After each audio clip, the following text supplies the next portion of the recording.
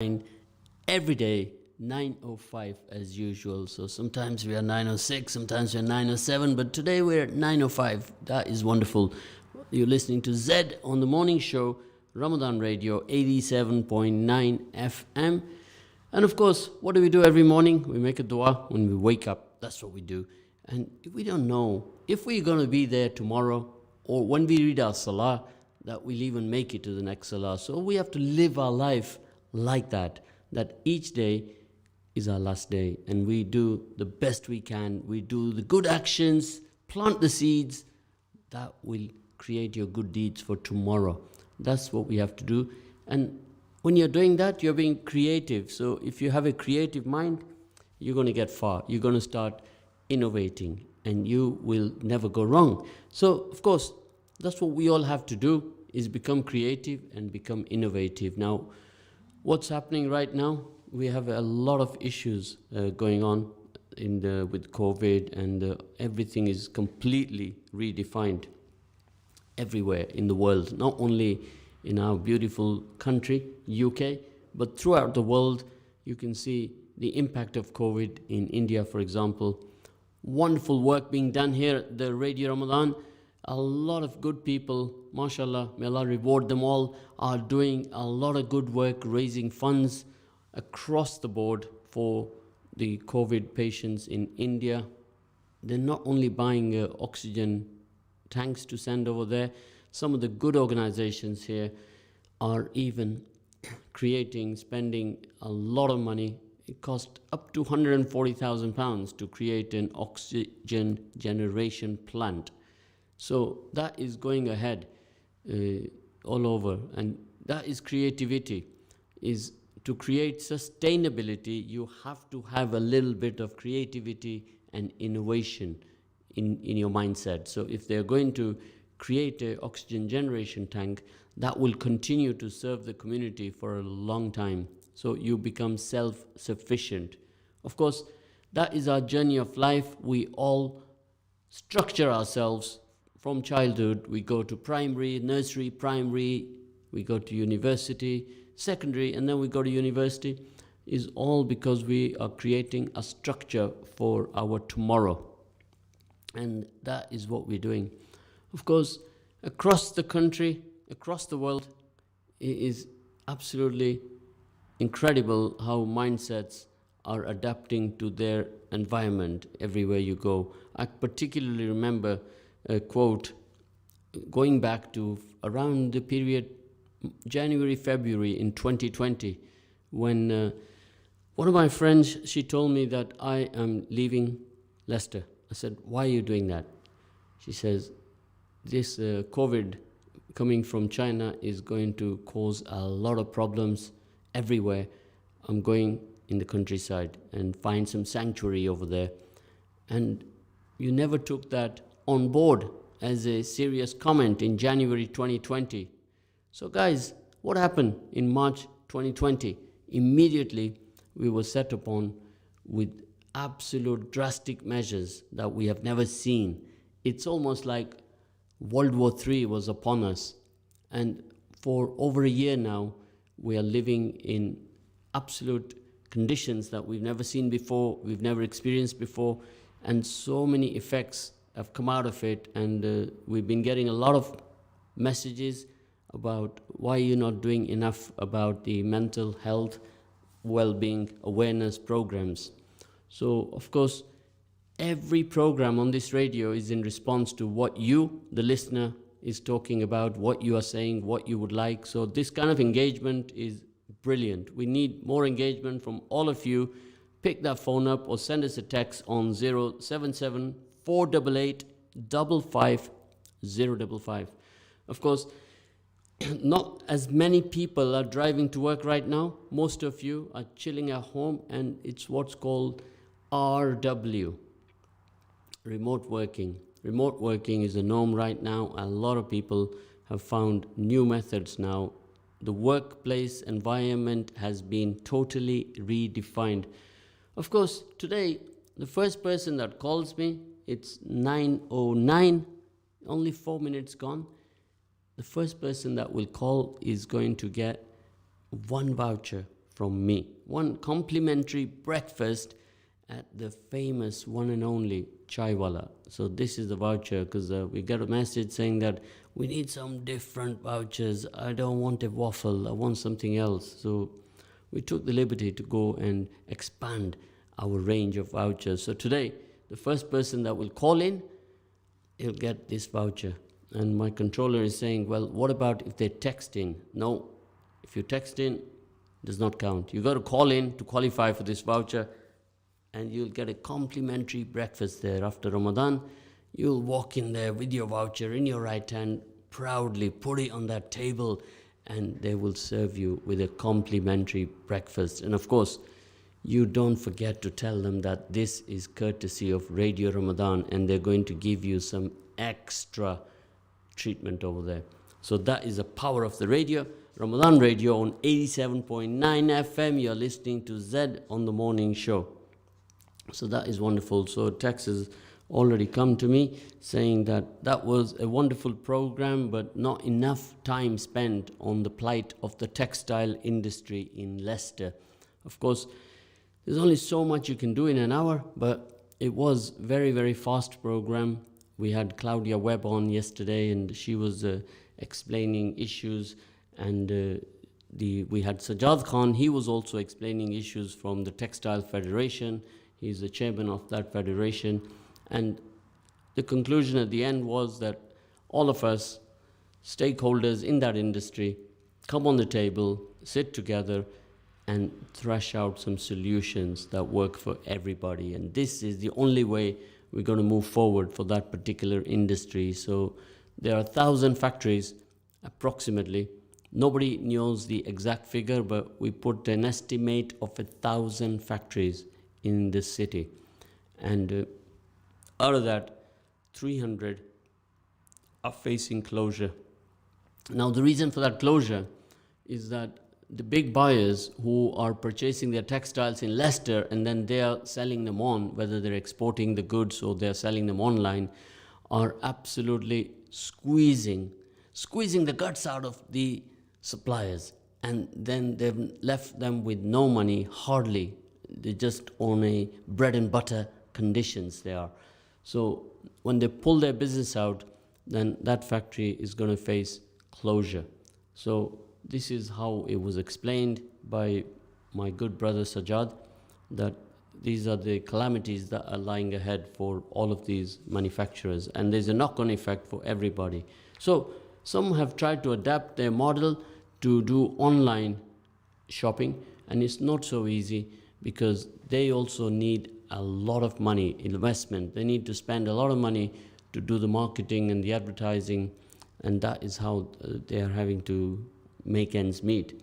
So, of course, some good will come out of this when everybody sits together on the same table and get all the different bodies involved. Some serious investment is required to keep some sustainability on the table. All the manufacturers are going to need some support and some guidance of how they're going to spend that support. Hands-on guidance is what's required, and that they will do. So, of course, we've also had some messages come to us about there isn't enough programs and attention given to female entrepreneurs in our city. So, of course, we have immediately put a call out for all of you out there. If you know all the female entrepreneurs, you got to send them to us or give us their numbers, and we will contact them. And we're going to talk about them. We need to celebrate all our successes in our city, in our country. So there are so many in the community. So these are the requests we are getting. Another request we had earlier on, that there was a community project in the area called Beaumont Leys that needs some support, some assistance. They need your time, of course, and they need your money. So we need to support these initiatives. So every day we say on the radio, any projects that you know of in the city, bring them on and let's have a look at them and see.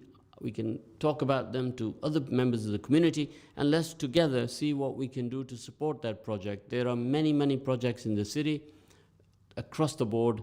If I start making a list, I'll be here all day. There is a lot of projects. So if you're listening in, you know of any projects, tell us about them, and we will see what we can do to support them. Of course, what happened is that when we say this every day, in the evening you'll meet up somebody and they'll tell you about this project. So I always say to them, ring in or text in and tell us about the project. If you want to ring in, our number is 01164822086. So health, well-being, mental awareness, all these are programs that we have got little time left now. We're almost in the last days of Ramadan. Maybe Wednesday or Thursday will be Eid. So we got almost 5 days left. So how are we going to cover everything in 5 days? Well, we'll do our best. And then this is what happens. The 30 days just absolutely fly. The first 7 days are a little bit tough, but then it gets easier and easier. So we're going to now talk about your work-life balance and how we're going to put our community back to work. We're going to see a lot of issues going ahead after the furlough scheme ends.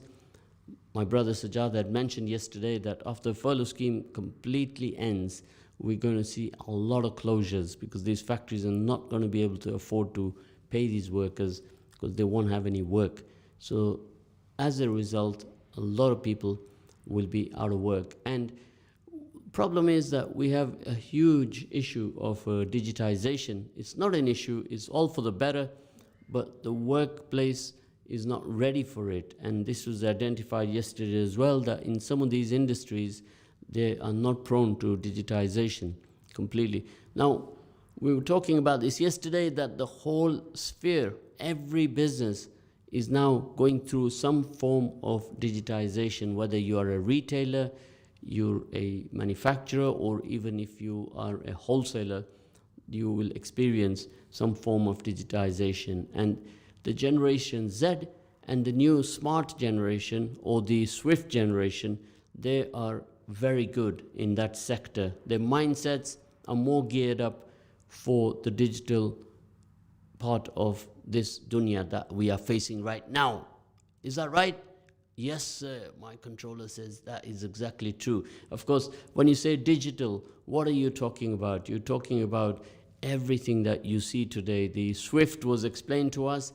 Of course, the Swift, it means Snapchat, WhatsApp, Instagram, Facebook, and TikTok, and Twitter. So that is what it's all about. And we are going down that generation now that they are very, very good, very, very fast. So information has absolutely been going at rocket speed that we can't even keep up. So that's what's going to happen. And we're going to now, I've just made a correction there, that we have many names for our team here in the studio. Sometimes we say controller, sometimes we call it producer, and some people will refer to it as the radio man. So that is some form of digitization going on there. We call him the digital radio man. Of course, now we're talking about digitization, so everything is going to be tacked with digital. Of course. Now, this is what's happening. So how is it advancing? We started with the iPhone. What number iPhone are we on right now? We call it iPhone 7, iPhone 8. And we are right now on, anyone tell me what number we are on right now? Or even the Samsung. These are the two prominent ones. Of course, I still use a Nokia. It's an old analog phone, and it's got to be many, many years old. And it's still working. So people are on Samsung 20, the S20 now. And if they're using, mostly people are using S21, I'm told. Wow, see? I just can't keep up. It is going that fast. I cannot keep up, right? So you're going to go now for a job. Let's move on. You're going to get asked a question. How will you manage your work-life balance now there isn't the separation of being in an office? So how are you going to answer that question? So the questions that are going to be asked of you when you go for a job, you got to be ready. Don't be scratching your head with one finger and you're going to lose the job. You're not going to get the job. So one of the listeners called in and told me, you know what, we should set up a office, or we can set up anywhere in any community center interviews for people who are going for particular jobs, and the business community will come sit in and conduct those interviews as volunteers. That will help and prepare people who are going out for a job so that they can be more positive and confident. That is what I like. Wonderful ideas. That's what I want you to do. I want you to call in 0116 4822 086. Of course, if you know your son, your daughter, your brother, your sister who's looking to go out for a job, they should take that offer up and come out and do an interview. So what we have to do is be absolutely positive and optimistic. Otherwise, we are just going to get into a sea of depression that is going to come upon us, right? So you can text me also on 077 488 55055. So you see, we have a response already that one young person is looking for a job. He's not able to find a job, so I will connect with him after the radio to see how we can help that person in the city. That is what it's all about, that we have to look out for each other and support each other, because if the difficulties when one person is not at work, there are many other knock-on effects for that person, not only for that person, but for the whole wider community. So for example, let me explain to you, if he's sat at home and is sat on his games all day long, or who's going to put food on the table, or if he falls into some mental issues or depression issues, it happens. And then he has to go to the hospital or he has to go to a doctor. These are all the added knock-on effects that can happen, right? So when this question is asked of you, how will you manage your work-life balance now there isn't the separation of being in an office? What are you going to do? How are you going to answer this question? Of course, this question is designed to say, this question will show you how the candidate prioritizes work and showcases self-motivation. That's what it does, and allows companies to promote a healthy work-life balance. Now, not all workplaces have a situation where you can do work-life, home, remote working. Many of the workplaces, they don't have the facilities that you can do that. If you're in a production environment and you have people in the offices who have to take care of those production stuff, then they don't have that luxury of working at home. So many companies across the country have shut their offices now because they've got a kind of a job that they can work remotely. They have high-speed internet and they're communicating with each other, and they meet up once a week, and these are the patterns that everybody is responding to right now. So we have later on, as soon as after our break, we're going to be joined by a wonderful guest, and I'm going to let her introduce herself to you and leave it as a surprise for you. And this is what we were talking about, to highlight the good work that self-employed or the entrepreneurs are doing in the city and how they are benefiting others in the community. We talked about the wonderful one and only Evington Road. Well, don't look down on this road because there are huge successes happening here. Yesterday I was contacted by one of the media magazines. They said, Zed, we want to do a feature on Evington Road. We have heard a lot about what's going on down there. So all of you listening in right now, don't underestimate the power of Evington Road. This has reached out to one of the prominent business magazines and they want to do a feature on it. Why? Because they've learned about some fantastic flagship businesses that have started on Evington Road. There's at least 7 businesses here. They are flagships on Evington Road who have gone on to create shops all across the country.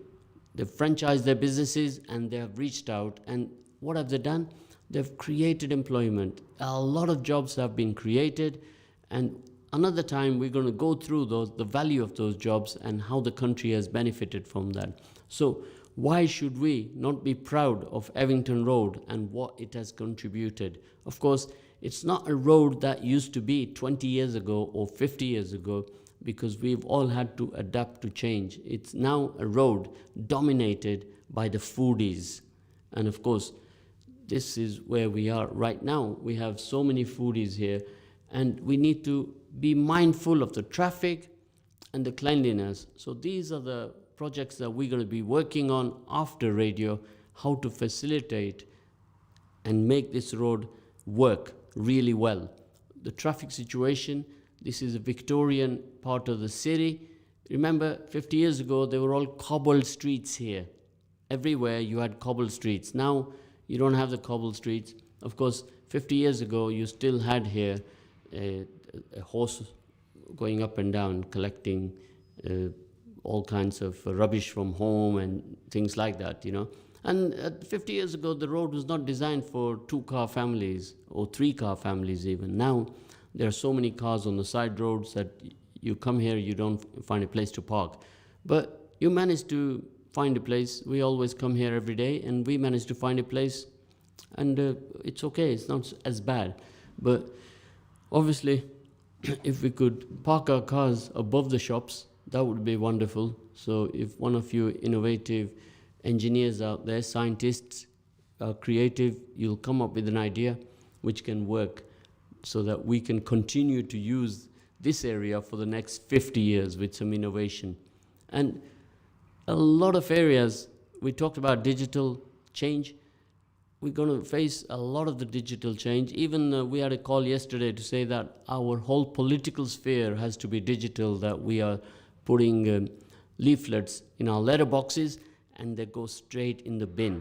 Well, what about waste, sheer waste of paper? How much money does it cost to go and print these leaflets and then put them in the letterboxes, and then they get picked up from the letterboxes? Along with that is 10 other letters that have come for obscene number of reasons. They get picked up and they're all thrown in the bin. That is sheer waste. It kind of reminds me of what happens with second-hand clothing. Well, let me give you an example here, right? So some of the African countries, they're producing cotton, right? What do they do with that cotton? From that cotton, clothing is produced, maybe in Africa even, then it's imported from there into Europe or USA or anywhere in the West. And very quickly, I was told yesterday that within 6 months, 7 months, those clothes become redundant. So what happens to them? They're called second-hand clothes. And guess what happens to them? Anybody care to guess? Go on, let me see. Who's putting your hand up to answer that question? Those second-hand clothes, guess what happens to them? They end up back in Africa. So what does that do to the African economy? It puts a big bullet into their heads, literally. They have depressed their economy when second-hand clothes are going back into their country, so that the people there, well, they can't afford new clothes. So you may call it recycle, but imagine the journey of those clothes. They come across the water, they come into a European country or a Western world or anywhere in the West, and then it goes back into Africa and is probably discarded or is bought by somebody very poor and very needy. So that somebody will call it recycle, but others would call it depressing that market. So the whole concept, I was told yesterday, that these clothes, within 6 months, they are thrown on the second-hand market. So hence, there's a thriving second-hand clothing market in the UK. And a lot of people, all the charity shops, they take the clothes in, and though the clothes that go abroad is another story, but if the clothes are bought here, we don't have the stats, but I will do some research into that as to what happens to those clothes. So that is an interesting one for all of us to learn about, because we're all doing a lot of charity in Africa, because we have a huge community here from Malawi and from other African countries, and they're supporting the countries of their birth, doing a lot of wonderful projects. In fact, tomorrow I'm going to go through these projects and go through that list and some of the work that they're doing. I'm going to highlight it, right? So after this break, we are going to meet a wonderful lady. She has set the bar and a great example for all of us to follow and to learn from. The journey of all these young entrepreneurs is absolutely interesting, and I follow it all of the time to learn myself from it as to how they overcame those glass ceilings and you break one ceiling and there's another one above your head. You break that one, there's another one above your head. These are the struggles that each individual knows and goes through. So you never give up. You got to keep trying and inspire many others. Now, there are different professions all our young people are into, so bring them on. We've got 5 days left. Let's talk about them and see how we can empower others. So Jazakallah khair for listening for this first session. Don't go away. We shall be back very soon. Jazakallah khair. Assalamu alaikum.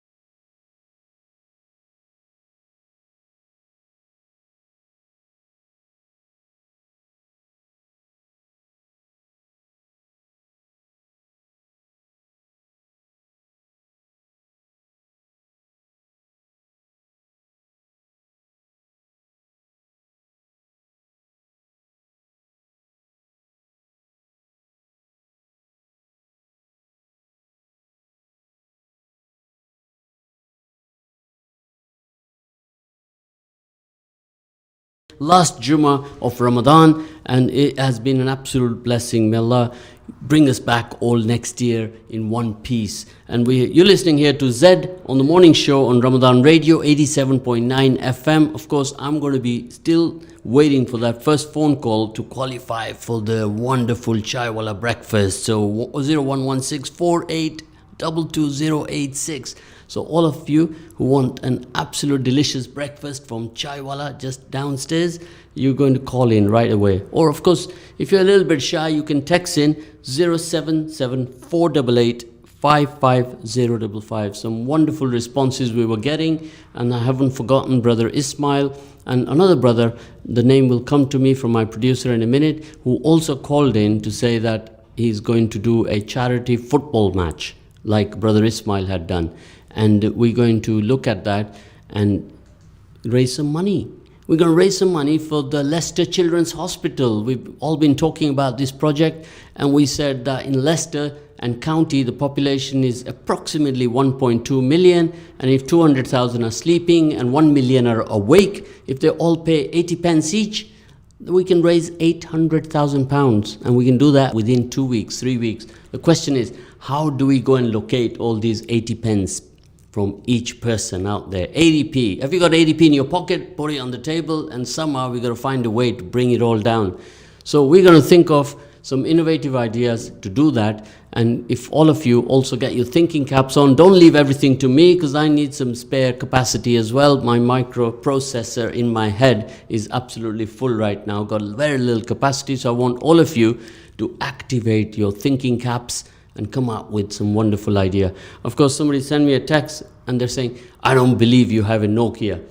Well, I'm going to tell you something. As soon as I finish this program, I'm going to take a picture of the Nokia that I have as my second phone, and I'm going to send it to you. So this was one of the legendary telephones that we had.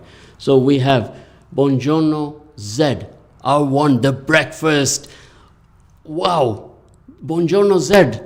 That is Italian. So we have listeners all over the globe. We have listeners all over the globe. So we're going to get a call very shortly. Is that for a call or a text, this chaiwala voucher? That's for a call. My producer has told me earlier on. I may have made a mistake. I apologize for that. It's for a call. It's got to be for a call. So I'm sorry, my brother. You need to call in on 01164-822-086, and you're going to talk to me, and then we're going to exchange this voucher. So this is what we got to do. So right now in the studio, I have a wonderful sister here who has joined me today, and she's going to say Assalamu alaikum to all of you and also introduce herself. Sister Sama, how are you? I'm good, alhamdulillah. How are you? I'm very good. MashaAllah, thank you for joining us in the studio today. Actually, is it Sama or is it Saima? Can you spell that out so we don't have any confusion? That's fine. Assalamu alaikum, everybody listening. It's Sama, S-A-M-A. Sama from Summer's Driving School, based in Leicester. Actually, I feel like calling in myself for that breakfast whilst I'm here, because it sounds absolutely delicious. Okay, so I'm a driving instructor. Is that, sorry, is that allowed? Can a guest call in? Yeah? Well, I think that producer is already taken to you. He's saying that, yeah, he's going to give you a voucher. That's brilliant. Thank you. He's sold on you already. So, go on. Yeah, so Jazakallah for having me over today. Quite excited for this. So, alhamdulillah, I've been a driving instructor for over 10 years now. I sort of remember this date because my second son was born. And after 6 months, I qualified as a full driving instructor. So the training period sort of finished. I started this journey for a long time. So still enjoy it, and there's still a lot of potential in it. The things I did over these many years I never imagined. So it's been a quite good, long, exciting journey for me. MashaAllah. So what year and how old were you? Because I understand you have to be 21 years old, don't you, to even consider becoming a driving instructor. Before you can qualify, you have to be 21 years old. Yeah, that's right. So when I was 17, as soon as I left secondary school, I was behind the wheel. I've always was interested in driving. So as soon as I passed, going 17, I wasn't sure what to do. I worked for a little while, and then I decided that I need to do something of my own, especially with my son. When he was so young, kids falling ill these days, I needed to work around him.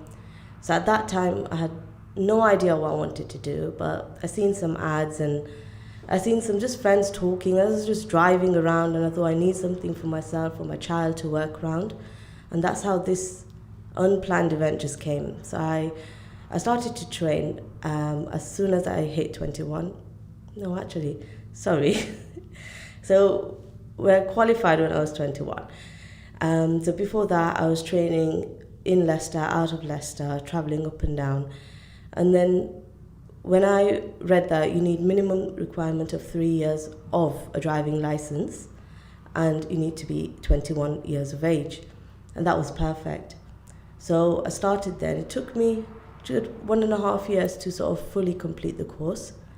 And this is going back 10 years, which it has changed a lot over the years now, the qualifying process. So after that, I've never looked back.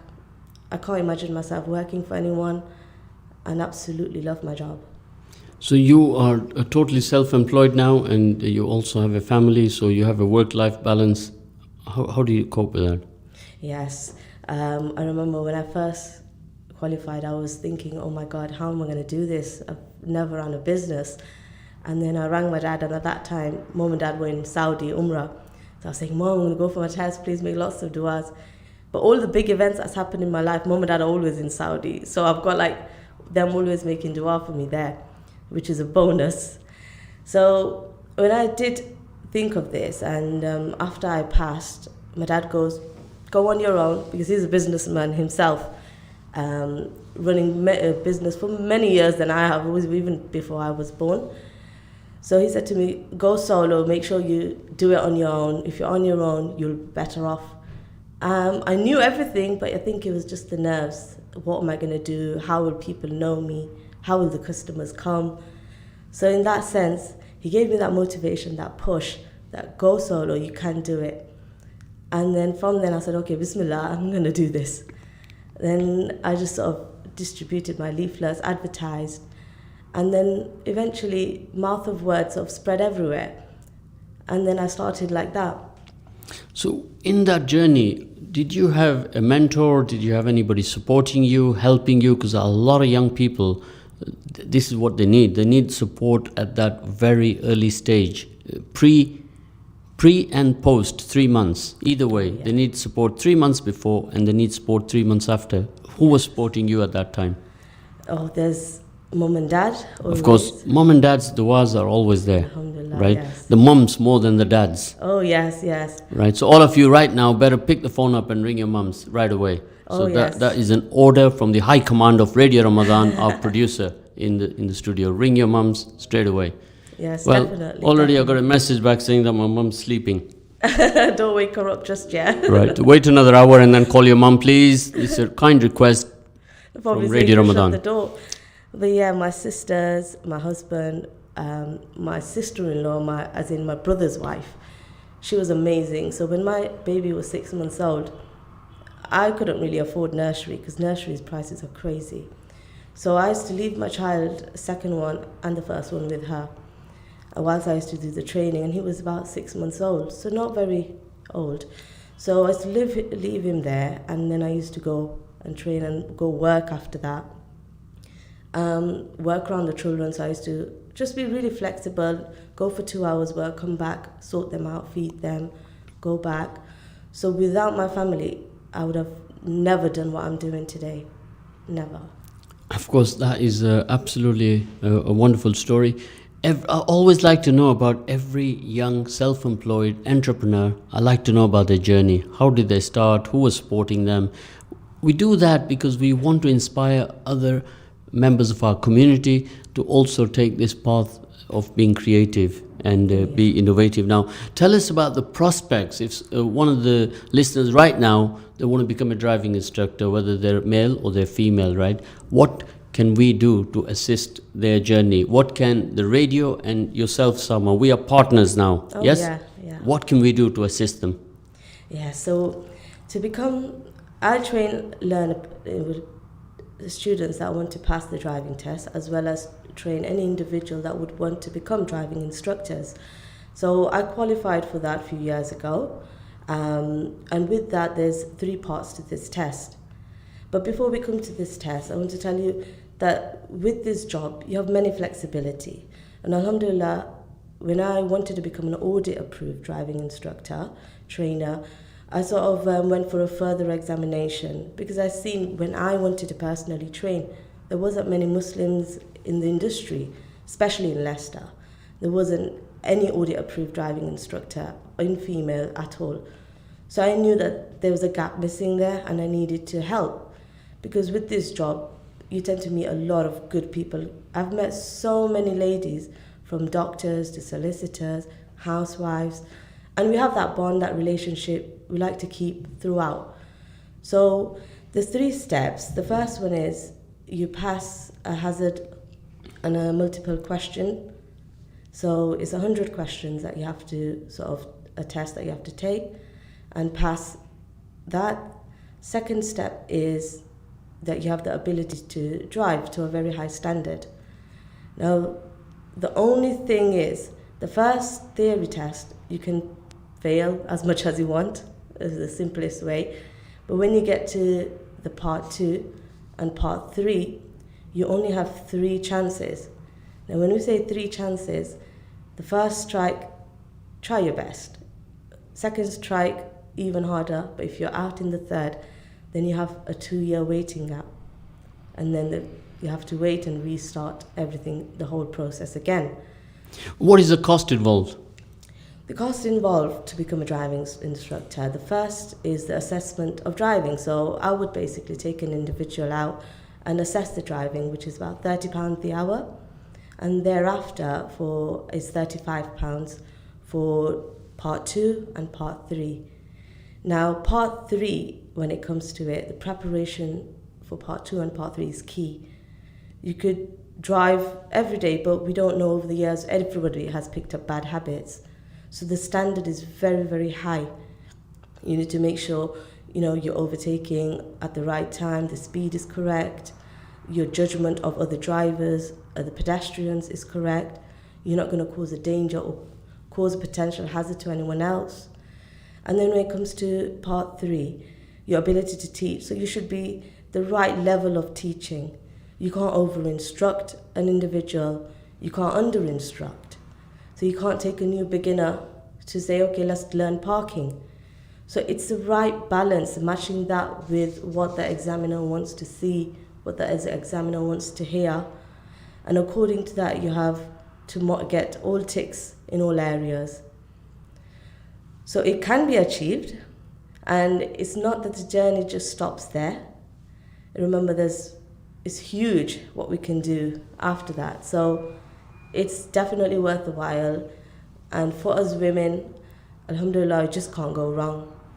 I absolutely love it. And I keep telling my sisters, why don't you do it? Why don't you do it? Come on, you've got me. But one was like, oh, I'm not into driving. Well, of course, many of the people that have already passed their test, like I passed my test in the early 19th century, so the rules are different now. And we need retraining, don't we? Oh, yeah. Right? Besides my dad as well. So how many of you out there right now would like to resit the test with Sama and to see if your skills are up to it, right? Because I know a lot of people in my database, including myself, who could do with that retest, and we get a certificate afterwards. Yes? Oh, yeah. Well, let's all have a little bit of trial and see who is still up to scratch. Oh, yeah. Yes, this is always room for improvement. Of course. So definitely, there'll be like some minor mistakes where we naturally forget. Now, how much does the lesson cost these days? Now the rate is £25 minimum, then it goes up to, in some cities, £25? Yeah, 30, 35. I used to only pay £2.50. Not anymore, I'm sure it's risen. It's gone to 90, Oh my God, isn't it? £25. That's for 1 hour, or is that for 3 hours? Oh, I wish it's 1 hour. Oh, £25. It's as much as even £35 at some places, isn't it? Yeah. Going out of the city, I think Leicester is probably one of the cheapest. Of course. Now, even that sounds unaffordable, really. So I think we need to get our heads together to see how we can help people who don't have that £25 to support them and give them a car and they can run around a car park. Oh, no. No? That would be crazy. That's not a good idea? No way. Well, we're here to share some good ideas. So all of you listening in right now, if you have some good ideas, then we can see what we can do to help all these people out there. And of course, today I particularly want to inspire. I want Sama. She's certainly a very inspiring, dedicated, motivated, inspirational person that she can help your journey out there as well. So all of you listening in, if you want a career to become a driving instructor, then what do you have to do? You have to connect with Radio Ramadan and we shall connect you with Sama. Sama, yeah. Are you up for that, Sama? Oh, yes, definitely. Just don't go in the car parks just yet. So that idea is out of the window. She's blown that idea out. So no doubt she can come up with some ideas which can work, right? Oh, yeah, because what it is, that when you do qualify, say you've passed your part 2, the ability to drive, there's always that 6 months trainee license, which an audit-approved driving instructor can sign you off for, which I do. And in that, you have a sort of 6 months trial period, so you can train learner drivers and earn at the same time, so which works out really well. So it's basically whatever money you've spent in your training, you're earning that back as well as learning from experience. So having a little bit of piece of the real life thing. So that's a chance, that's a point where a lot of people can do, which is really good. But also always remember, there are some instructors out there, so-called driving instructors. They're not exactly qualified, but they'll just charge you £18, £17, to be honest, and not give you the quality of driving, of the learning lessons that you need. And you'll end up spending much, much more than you would with the quality of driving instructor. You have to watch out for that. I've seen in news that there's so many times they've been fraudulently taken money off, taken advantage payments of block booking and then disappeared. Of course, when we do a program here, one session sometimes not enough. Yeah. Time just flies by, and you've told us a lot of good things today, and your journey is indeed inspiring. That at the age of 21, it's 21 when you passed your instructor's test. So that is a very young age. Like some of you may even be at university at 22 or even 23, right? And Sama has started her career path and never looked back. And she's self-employed, and if she doesn't want to take a lesson, she doesn't take. She's her own boss. Oh, yes, definitely. And there's a lot of joys about being your own boss. Oh, yeah, and the perks of it. Yeah, you've always got that connection with your pupils, and when it's not available, you can't go because of house, children. Yeah. You just can't So go. we are we running on? I see. So our producer, Sama, if you can look back at him and work out his hand signals, what he's saying. Yeah? I've told him, please, I'm not a reader of sign language. We've got 1 minute. He's saying, got a minute left.